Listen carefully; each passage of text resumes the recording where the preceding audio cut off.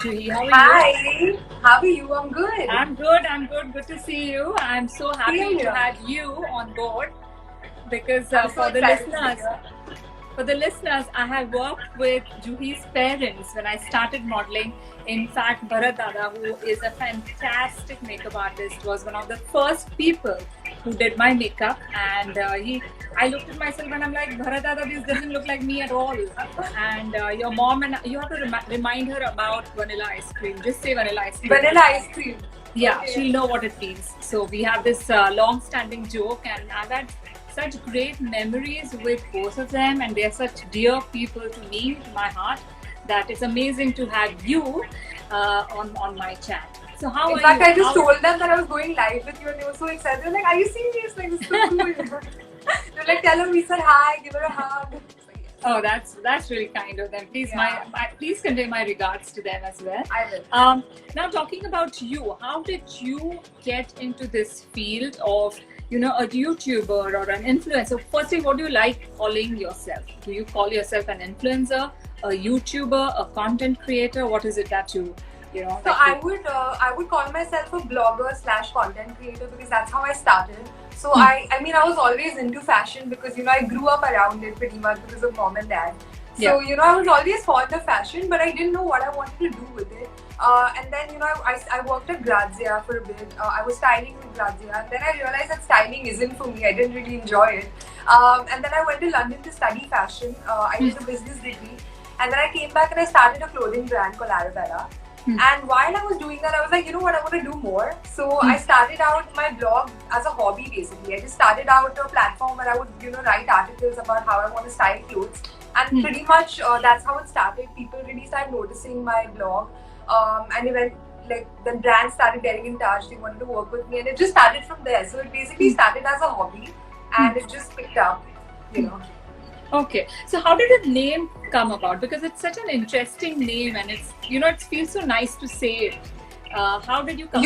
For my clothing brand, you mean Arabella? Yeah. So I mean, I wanted a pretty word because it's a fast fashion brand for young women, and we all know about brands like Zara, Bershka. So I was always very particular about the fact that I don't want to combine my brand with my name. Like I don't want to name my clothing brand after Juhi Godambi. I wanted to have its own sort of its own vibe. Exactly, its own identity. So I was like, I want a pretty word. So I was just thinking, and I was like, Arabella sounds good. So it basically means beautiful girl. Okay. So yeah, I just came up with it one day, and it is what it was.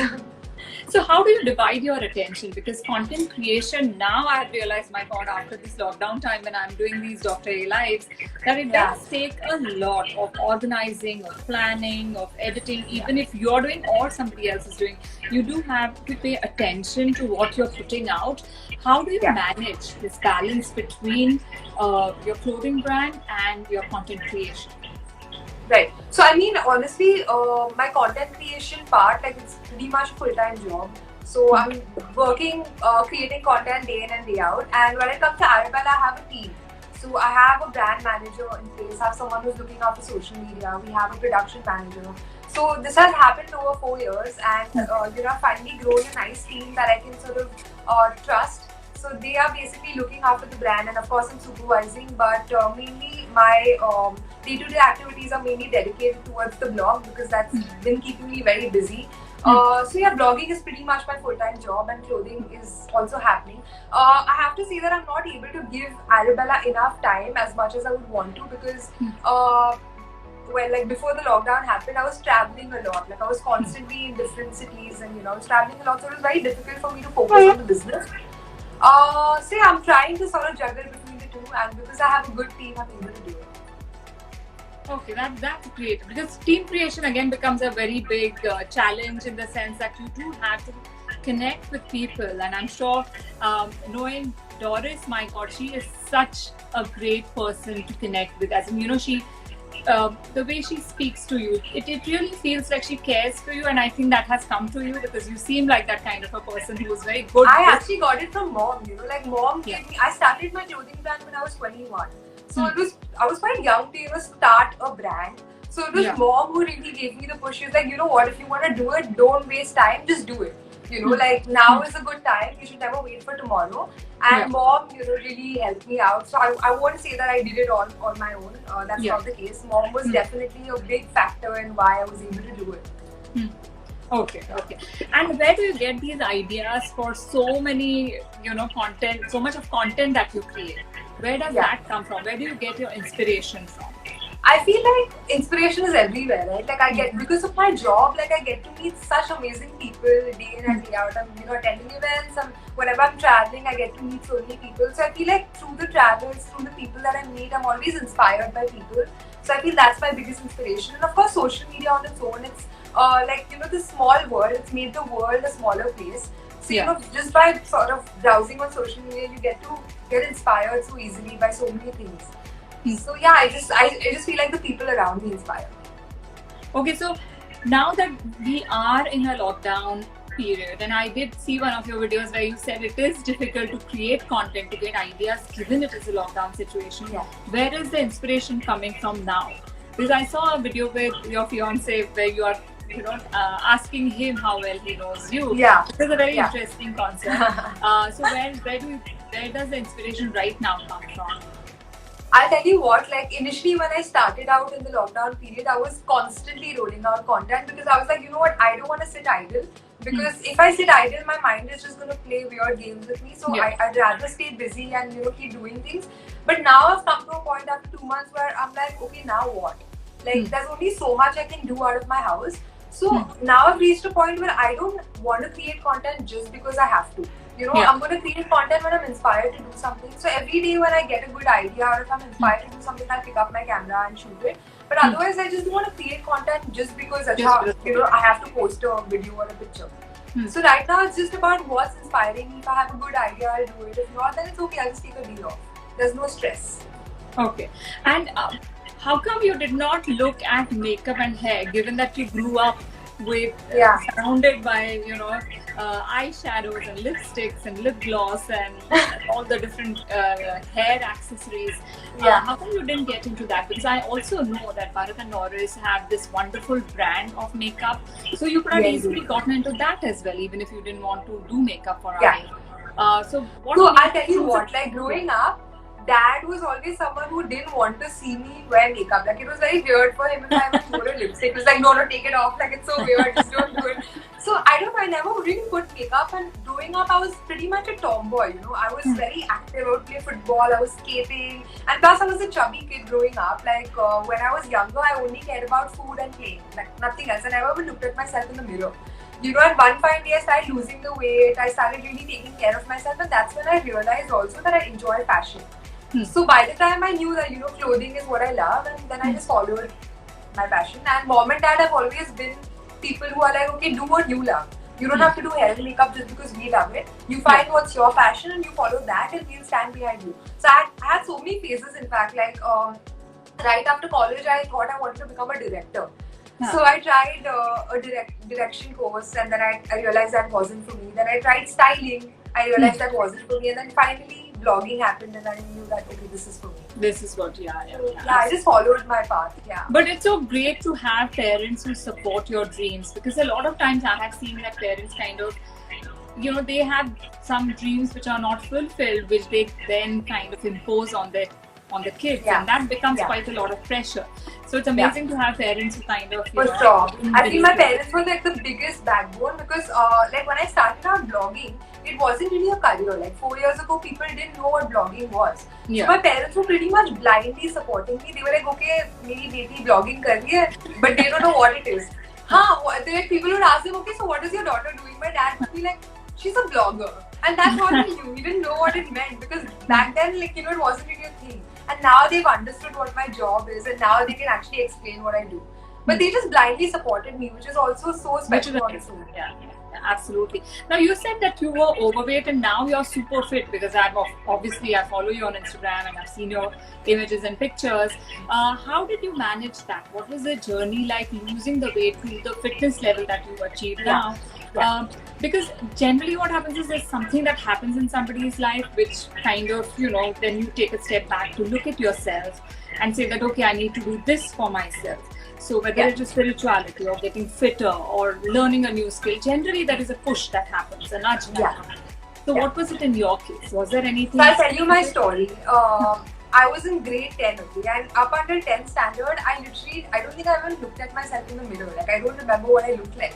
I was very busy eating McDonald's and, playing and stuff like that. And one fine day, I happened to look at myself, and I'd gone shopping with my cousin sister who was very fit. And the shopkeeper she was trying something on at the shop, and I was like, okay, then I want to try it. And the shopkeeper told my mom, we can't give it to her because वो stretch हो जाएगा. And that was the moment I was like, listen, like, how can you say that? So then I made up my mind. I was like, no, now I want to get in shape. So I remember studying for my 10th standard board exams, and I would study running around the room because I was that desperate to lose the weight. Yeah. So I'd be running in my room while I was studying because I want to lose the weight. And then that's how the journey began. I lost the weight, I started going to the gym, and then I fell in love with the whole lifestyle of eating healthy and, taking care of yourself. So after a few years, it wasn't about how my body looked, it's about how I felt. I started loving the healthy lifestyle.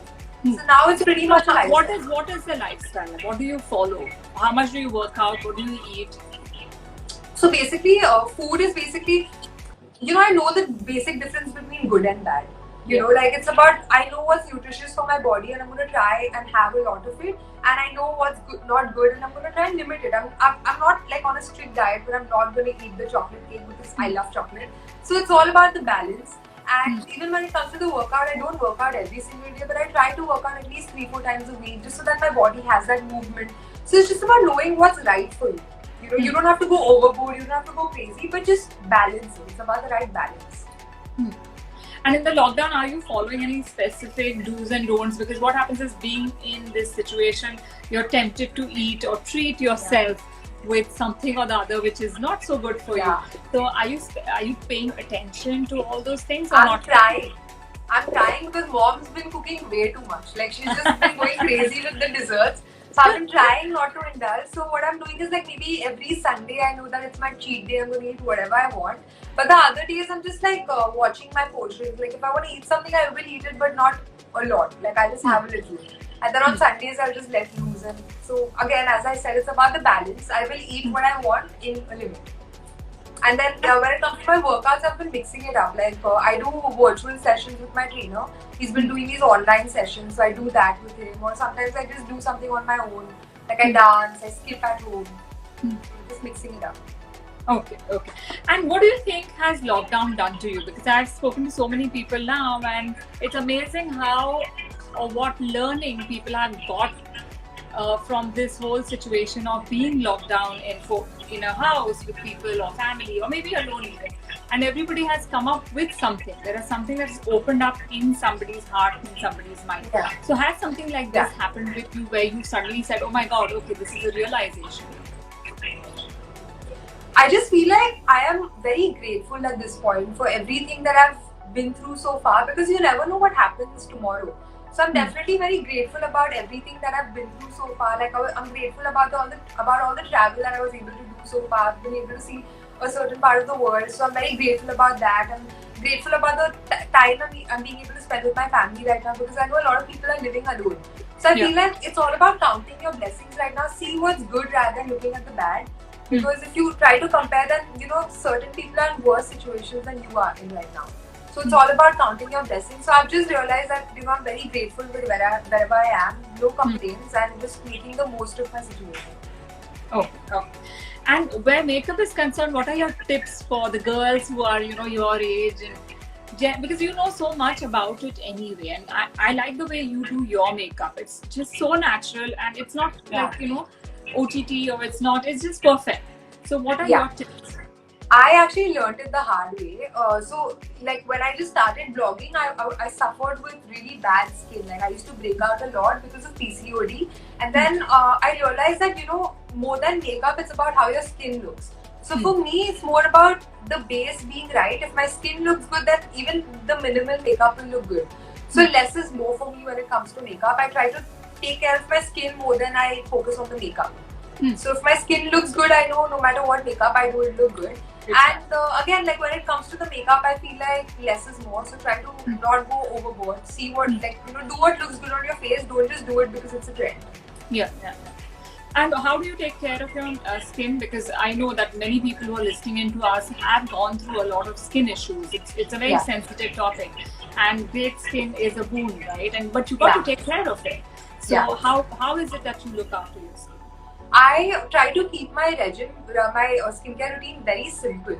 Like I know a lot of people follow a lot of steps, like a 10-step procedure. But I feel like if I do that, after a point I won't be able to keep up with it. So I just try to keep it as basic and simple as possible. Like I try to wash my face twice a day. I don't go to bed with makeup on. I try to drink a lot of water. Like the basic things that we all already know. I just try to follow that. You know, sometimes it is difficult, but you know, just try and do your best to do those basics, and that's about it. All right. That is superb. Now, coming to your whole journey, if you have to assess how you started vlogging and where you've reached now, what are the 5 tips that you would give to the other bloggers or the other aspirational audience that we have on the chat today? If they want to start a channel or they want to become successful, what are the 5 or 10 do's or don'ts?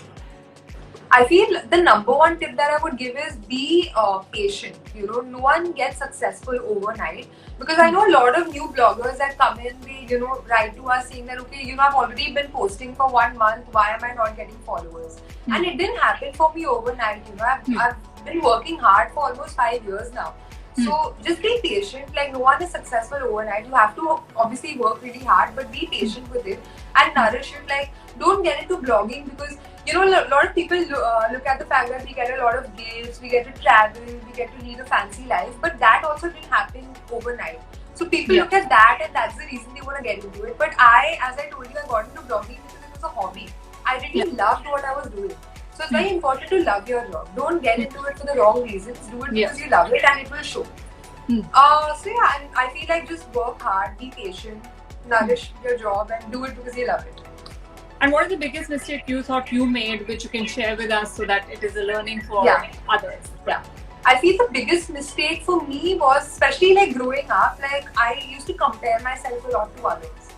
And I've realized that I'm a very different person from what probably the other person is like. So there's no point in comparing yourself. You're always different. So try to stick to who you are. Don't try to do something what's working for others. Do something that works for you.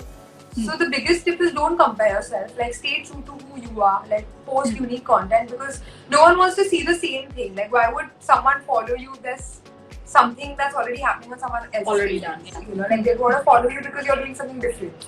So yeah, just stick to who you are. Like don't compare yourself. And who do you brainstorm with, you know, where the blogging is concerned? Because I know your mom is definitely one of your closest friends or your go-to person. But where blogging is concerned, because it's a different field in that sense, who do you ideate with? Who do you brainstorm with? Who's your sounding board? Right. So I have a very good team again when it comes to my blog.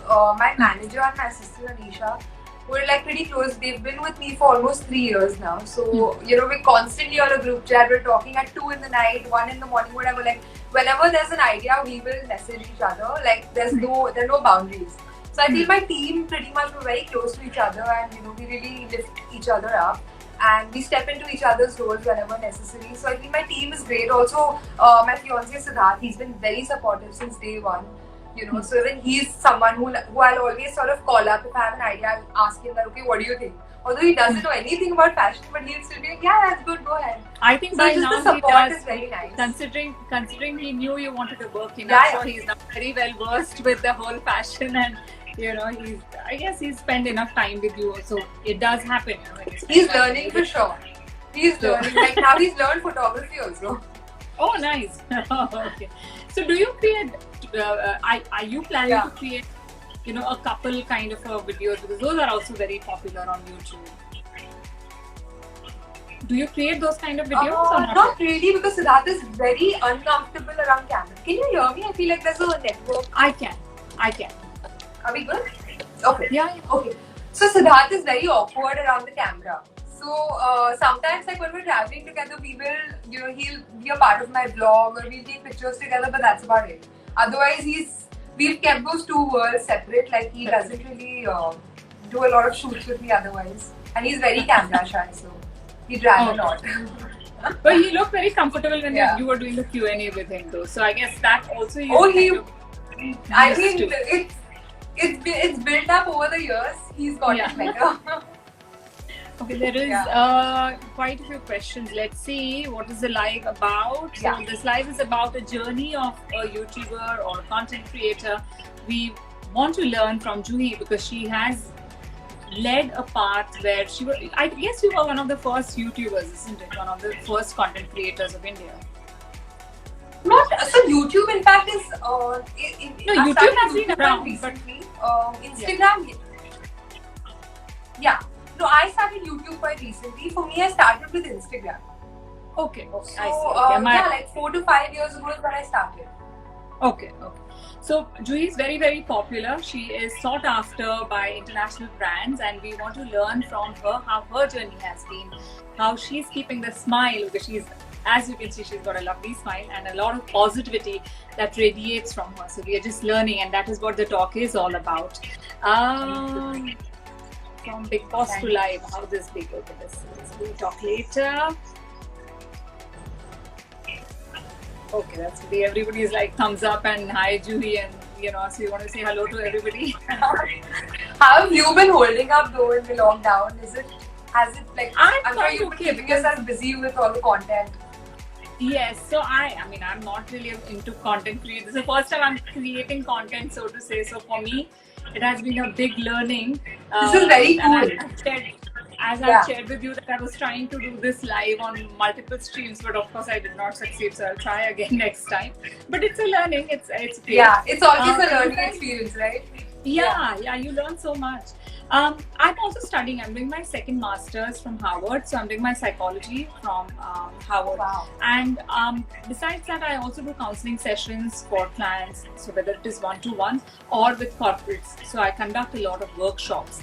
So whether it is stress management or communication skills or public speaking, mindfulness, so these kind of things. So that takes time because that is in a way content creation. However, it's not for YouTube or anything, any of those platforms. It's just kind of on other streaming platforms. So yeah, I mean that kind of keeps you busy because I have to study as well. My next course is starting very soon. That's amazing, though. Yeah, it's quite a lot, but I'm enjoying it. Keeping the it's quite a bit growing, and Dr. A Live, I mean, this talks has really broadened my horizons because from every guest that comes on Dr. A, the conversation is so different with each person, which is just so amazing because I had Aman last time before you. Yeah, it's kind of refreshing. It's like taking you away from the monotony. Absolutely. So how are you keeping out of monotony? What is keeping your juices flowing? I feel again trying to be busy with different content ideas. Like tonight I'm posting something on my Instagram which is very different. I tried to do a dance routine because I've always loved to dance but I never posted about it. Yeah, so today I did like a dance routine with a friend who's a choreographer. So I'm going to be posting that tonight. So I'm just trying different things right now since we have the time to try new things. So what are the other skills that you've not put out there which we will maybe or maybe not see on your vlogs? I'm not that talented, but I like to dance. Please, you have a clothing brand. You are doing such amazing job creating content. You are a dancer. You do fabulous makeup, as I can see on yourself. What else? I'm not a dancer. I like dancing. So there you go. I mean, that's a and lot. I've been loving makeup also. So I've been doing a lot of makeup looks on myself for fun. Yeah, exactly. That's what I'm saying. So that takes a lot of talent. Growing a team. I mean, looking after a team, that itself is a skill. So yeah, I mean, please don't ever say that you're not talented because you are. And a lot of people look up to you. They get inspired. Young girls, they get inspired by you. So keep it going. Keep spreading the positivity. That is for sure. So if you had to give one message to all the listeners during this lockdown period, what would that be? One message would be always count your blessings. Like look at the positive and the negative, because if you go to see, there are so many negatives that's always like the minute you switch on TV, there's bad news, there's something happening. But I feel like try to switch off from all of that and count your blessings, because that is what's more important. So try to look at the positive than looking at the negative. Will just help you. So that is very important right now. Just stay positive.